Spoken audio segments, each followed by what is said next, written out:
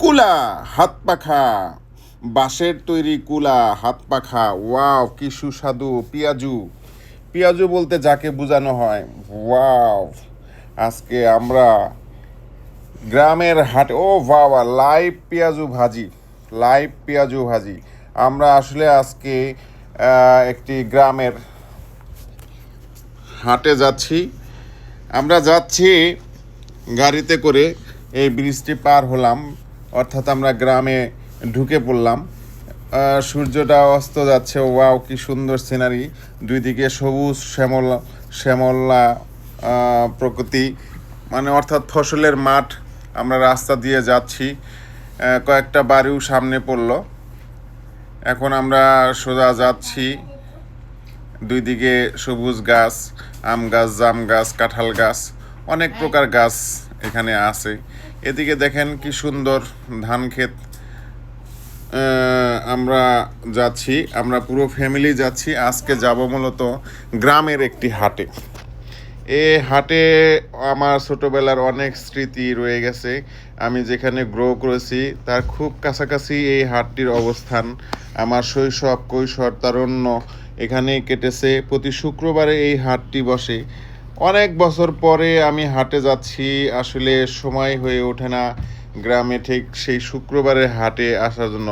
অর্থাৎ আমরা পুরা এক সপ্তাহ বসে থাকতাম, কবে শুক্রবার আসবে, কবে সেই হাটে যাব এবং সেই হাটে পৌঁছাবো, এবং সেখানে গিয়ে আমরা বাদাম টানা, নই টানা, পেঁয়াজু, বিভিন্ন ধরনের আমরা সদাই বলতাম মূলত এটাকে, যে সদাই কিনবো এবং খাবো। বাড়ির থেকে 1 টাকা, 2 টাকা, 3 টাকা, 4 টাকা, 5 টাকা এইভাবে নিয়ে যেতাম। এখানে অবশ্য তরমুজ ফালি ফালি করেও কিনে খেতাম। 1 আনা 4 আনা দিয়ে আমরা শরবত বানিয়ে খেতাম। এখন যেখানে আছি দেখেন কত পরিবর্তন। হুগরা ইউপি, মাত্র 1 কিলোমিটার। এখানে মোটরসাইকেলের তেল বিক্রি করা হয়। আমরা হাটের প্রবেশদ্বারে প্রবেশ করেছি অলরেডি। একটু বামে টান নিলেই মূলত হাট। এই দুই দিক দিয়ে অনেক প্রকার দোকানপাট গড়ে উঠেছে, বিভিন্ন ধরনের দোকানপাট গড়ে উঠেছে। আমরা একদম হাটের ঘেটে এখন, অর্থাৎ আমরা কিন্তু মূল হাটের প্রবেশ করছি। একটু পরেই আমরা হাটের ভিতরে প্রবেশ করব। এখানে অনেক ভিড় দেখা যাচ্ছে। আসলে বাজারঘাট এখানে প্রতিদিনই এখন বসে, যার কারণে মানুষের ভিড় কম। কিন্তু আমরা ছোটোবেলায় দেখেছি যে ওই সপ্তাহে একবারই বাজার বসতো, অনেক ভিড় থাকতো, অনেক ভিড়, সেটা বলে কয়ে শেষ করতো না, যে হাটে পা ফালানোর মতো ব্যবস্থা থাকতো না। এখানে আমি গাড়ি পার্কিং করলাম। গাড়ি পার্কিং শেষে প্রথমেই চোখে পড়লো আখ, মানে কুইশাল। আমরা এলাকায় বলি কুইশাল। এখানে কুইশাল ভাঙিয়ে দিচ্ছে, শরবত বিক্রি হচ্ছে প্রতি গ্লাস 20 টাকা, 30 টাকা করে।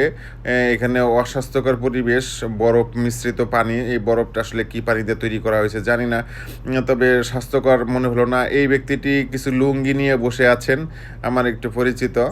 যাই হোক, উনি লুঙ্গি বিক্রি করছেন। কিন্তু এখানে দেখেন একটা গ্রাম্য জিনিস, বাঁশ দিয়ে, এখানে এটাকে আমরা পাইসা বলি মূলত, অনেকে টুকরি বলে। কুলা হাত পাখা, বাঁশের তৈরি হাত পাখা কুলা। দেখা যাচ্ছে কুলা দিয়ে ধান ঝাড়া হয়। আপনারা জানেন সামনে ইরি ধান কাটার সময় আসছে, এখন কুলার বেশ কদর পড়বে, এবং প্রচণ্ড গরম থাকার কারণে এই সমস্ত হাত পাখার কদরও অনেক বেড়ে যাবে। এরপরে আমার চোখে পড়লো ছোট্ট একটা নার্সারির দিকে। এই নার্সারিতে বেশ কিছু গাছ নিয়ে আসা হয়েছে বিক্রির জন্য। এখানে দেখা যাচ্ছে জলপাই একটি গাছ, একদম গাছের ভিতরে জলপাই না, এটা হলো আমড়া গাছ, একদম গাছের মধ্যে ধরে আছে ছোটো ছোটো আমড়া। এখানে এখানে একটা নারকেল গাছ, ম্যাঙ্গো আম গাছ, আমরা এখানে আম গাছ বলি।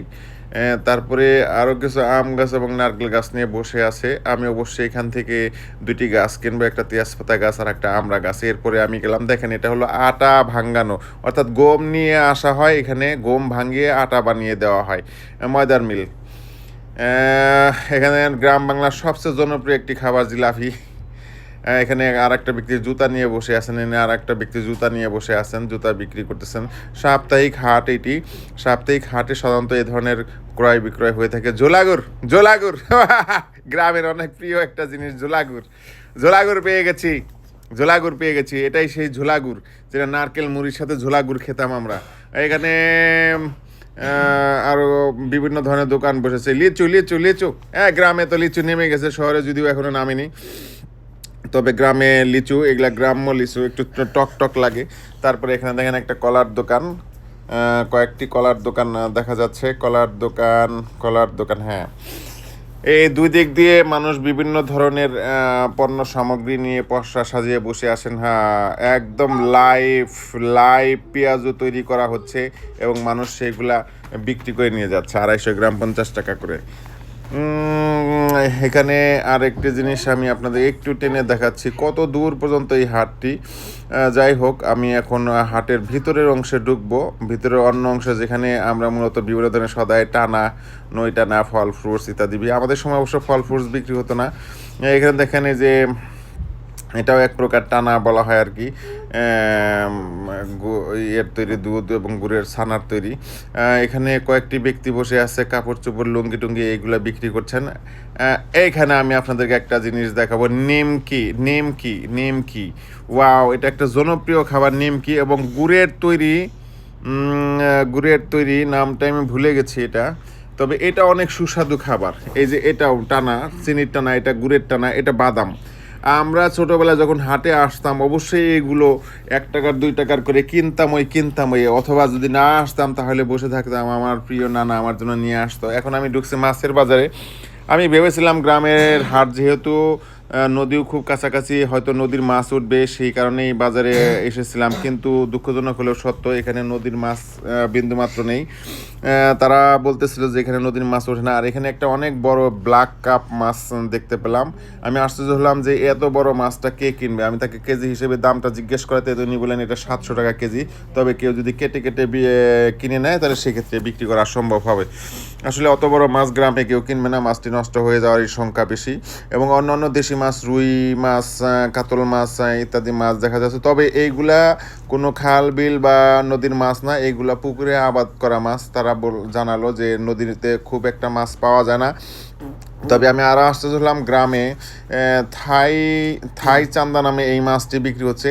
এই মাছটি আমি খুব ভালোভাবে চিনি, এটা হলো পিরানহা মাছ। এই মাছটি আবাদ করা এবং বিক্রয় বাণিজ্য করা নিষিদ্ধ, তারপরেও এই মাছটি এখানে ব্যাপক হারে দেখা গেলো ওনারা এটাকে থাই চান্দা হিসাবে বিক্রি করতেছেন, এবং তারা জানেনও না যে এই মাছটা এত ক্ষতিকর। এই আধুনিক যুগে এসে এই গ্রামটি অনেক পিছিয়ে আছে। যাই হোক, সময়ের সাথে সাথে হয়তো এরাও আগিয়ে যাবেন।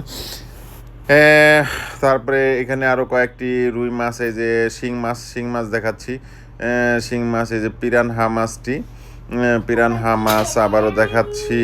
আসলে মাছের বাজারে এসে আমি একদমই হতাশ হলাম। আমরা যখন বাজারে আসতাম তখন এই পুকুরের মাছ কেউ কিনতো না, নদীর মাছ থাকলে, খাল বিলের মাছ থাকলে সেই মাছগুলো, কিন্তু আমি এখন সবজির বাজারে আসছি, এখানে তাজা একদম খেতে থেকে উঠেই নিয়ে আসা এটা লাউ, আলু, তারপরে এই যে ভেন্ডি, ঢেঁড়ুস বলি আর কি আমরা, অন্যান্য শাক সবজি।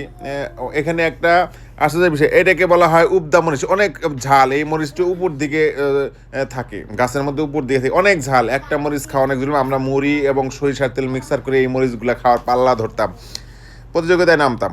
এখানে বেগুন দেখা যাচ্ছে, লাউ দেখা যাচ্ছে, আলু দেখা যাচ্ছে। এইগুলা মূলত কৃষকেরা একদম তাদের ক্ষেতে থেকে আজকেই উঠিয়ে প্রসেস করে নিয়ে আসছেন।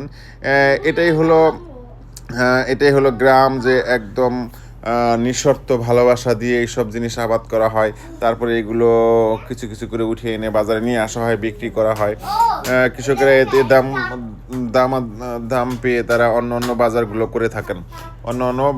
করে থাকেন।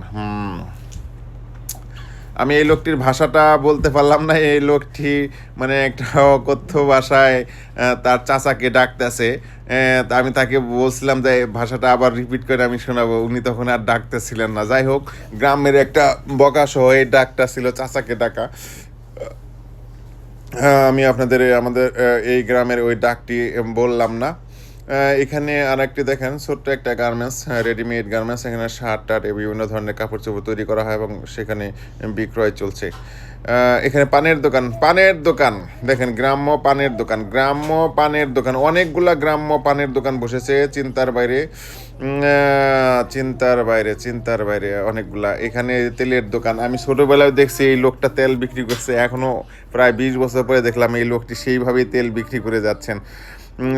এটা হলো কবিরাজি ওষুধপাতি বিভিন্ন গাছগাছড়ার বস্তা সাজিয়ে বসে আছেন, শরবত বানিয়ে হালুয়া বানিয়ে বিক্রি করেন। মানুষ এগুলা কেনেন, খুব করে মনোযোগ দিয়ে কেনেন এবং বিশ্বাসের সহিত এই সব খাবার খান। জানি না সুস্থ হয় কিনা, তবে হয়তো হয়, না হলে কেন কিনবে। এটা নাপিত ঘর, আমরা সেলুন বলি যাকে, আমরা এটাকে মূলত গ্রামের ভাষায় নাপিত ঘর বলি। এখানে চুল কাটা হচ্ছে। তারপরে দেখাচ্ছি হলো এখানে বিভিন্ন ধরনের সবজি, আলু, পেঁয়াজ এবং বিভিন্ন কিছু বিক্রির পসরা সাজিয়ে। এটা হলো শুটকি মাছের দোকান। তবে শুটকি মাছের দোকানে আমি দাম জিজ্ঞেস করতে বুঝতে পারলাম যে এই শুটকি মাছের দাম ঢাকার থেকেও এখানে দামটা বেশি, কারণ মূলত তারা ঢাকার পাইকারি মার্কেট থেকে এগুলা কিনায় নিয়ে যায়, যার কারণে দামটা তাদের একটু বেশিই পড়ে। এখানে বিভিন্ন ধরনের শুটকি আছে, যা হোক। তারপরে দেখেন এই যে মিষ্টি কুমড়া, পামকিন, আলু, হ্যাঁ, বিভিন্ন ধরনের সবজি, মরিচ, যে হলুদ মরিচ ফাঁকি ইত্যাদি সাজিয়ে বসে। এখন যাব আমি কামার সেকশনে। এখানে কামাররা আসছে, এখন ধান কাটার সিজন লাগছে, যার কারণে এখানে শুধুমাত্র কাঁচি তৈরি করা হচ্ছে, কারণ পুরাতন কাঁচিতে ধার দেওয়া হচ্ছে, নতুন কাঁচি তৈরি করা হচ্ছে। মানে কাস্তে যেটা দিয়ে ধান কাটা হবে, আমরা কাঁচি বলি এটাকে। এখানে প্রতিটা কামারের দোকানেই দেখলাম শুধুমাত্র কাঁচি নিয়ে ব্যস্ত, কারণ বুঝতেই পারতেছেন সামনে এই ধান কাটার সময় কৃষকেরা সারা বছরের পরিশ্রম করে এই ধানগুলা এখন ঘরে উঠাবেন। ধান খেতে ধান পাক ধরেছে, যার কাঁচিগুলা রেডি করতেছেন। এখানে এক ব্যক্তি কাস্তে ধার দিচ্ছেন, শুদ্ধ ভাষায় এটাকে কাস্তে বলা হয়। এখানে এক মুরব্বীকেও দেখা যাচ্ছে, সে অন্যান্য আইটেম নিয়েও বসেছেন, কিন্তু তো কাজ করতেছেন কাস্তে নিয়ে। এখানে দেখেন অনেকগুলা কাস্তে দেখা যাচ্ছে, যেগুলাকে ধার দেওয়া হবে। কি অনেক ভিড়, অনেকগুলা লোক এখানে কাজ করেছে। তারপরে আমি নিজে কিছু ক্রয় করলাম, আমার যেগুলো ভালো লেগেছিল ক্রয় করলাম। এটা আমি গ্রামে গেলে ক্রয় করি, বিশেষ করে এই পেঁয়াজুটা অসাধারণ টেস্ট। আমি এরকম পেঁয়াজু ঢাকাতে কোথাও তৈরি করতেও দেখিনি, খেতেও পারিনি।